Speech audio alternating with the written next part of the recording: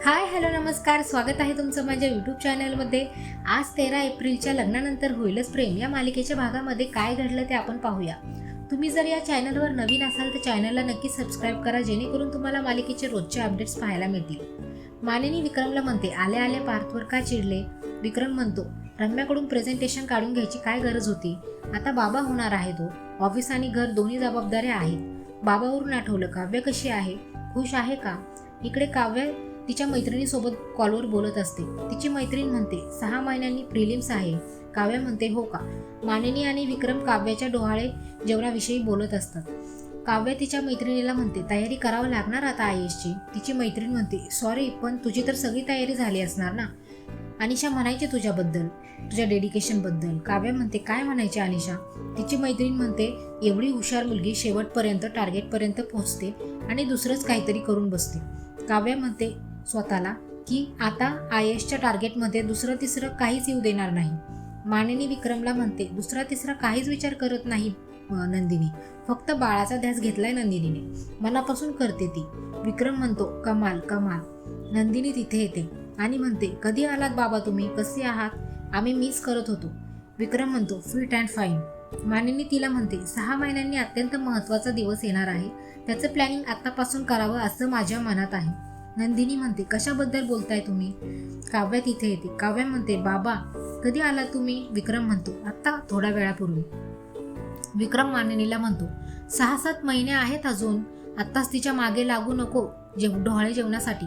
काव्याला धक्का बसतो, कारण ती 6-7 महिन्यानंतरच्या प्रिलिम्स एक्झामच्या तयारीची प्लॅनिंग करत असते. मानिनी म्हणते, समुद्रकिनारी गुहागरला डोहाळे जेवण करायचे. विक्रम म्हणतो, खूप लांब होणार ग. मानिनी म्हणते, आम्ही काळजी घेऊ तिची. नंदिनी म्हणते, हो आम्ही काळजी घेऊ. विक्रम म्हणतो, डेस्टिनेशन वेडिंग ऐकलं होतं, डेस्टिनेशन डोहाळे जेवण. नंदिनी काव्याला घेऊन रूममध्ये जाते. रम्या चिडलेली असते आणि म्हणते, तुला काय गरज होती विजय सोबत बोलायची? वसू म्हणते, तो आला होता माझ्याकडे. रम्या म्हणते, उगीच सांगितलं त्याला. वसू म्हणते, तू सांगायच्या आधीच त्याला समजलं होतं, तेव्हाच त्याने ठरवलं होतं. रम्याला धक्का बसतो. वसू म्हणते, खूप काळजी वाटते ग विजयला तुझी. विजयमुळे मला आता धीर आलाय. रम्या वसूचा गळा पकडते. वसू म्हणते, मुलगी आहेस की कोण? तुझ्यापेक्षा विजय बरा. वसू म्हणते, विजयच्या मदतीने देशमुखांवर सूड उगवायचा आहे, मी ठरवलंय. काव्य नंदिनीला म्हणते, बाळ नकोय म्हणून. नंदिनी तिला समजावते, तू बाळाला जन्म दिल्यानंतर आम्ही आहोत ना. काव्य म्हणते, तुझं बाळ झाल्यानंतर दोघांना मांडीवर घेऊन बसणार आहेस का?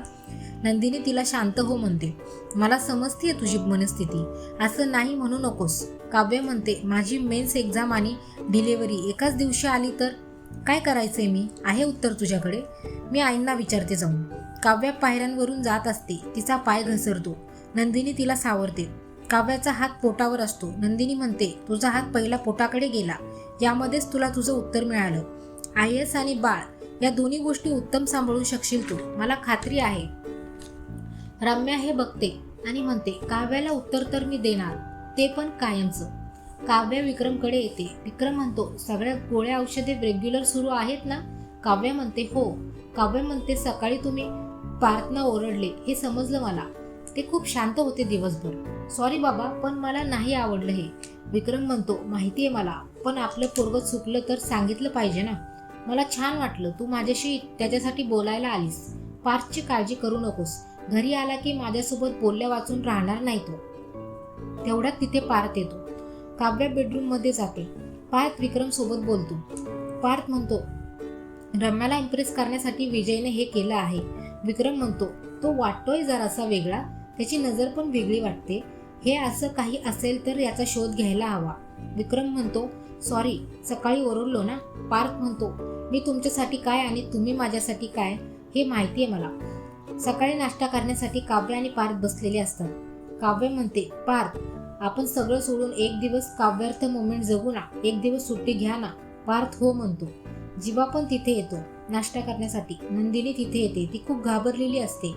नंदिनी म्हणते, रेखाताईंचा कॉल आला होता जीवा, त्यांचा भाऊ सँडी त्याच्या बाळाला कोणीतरी किडनॅप केलंय. काव्य म्हणते, सँडी म्हणजे तोच ना, वसू आत्यांचा पर्दाफाश करायला मदत केली होती.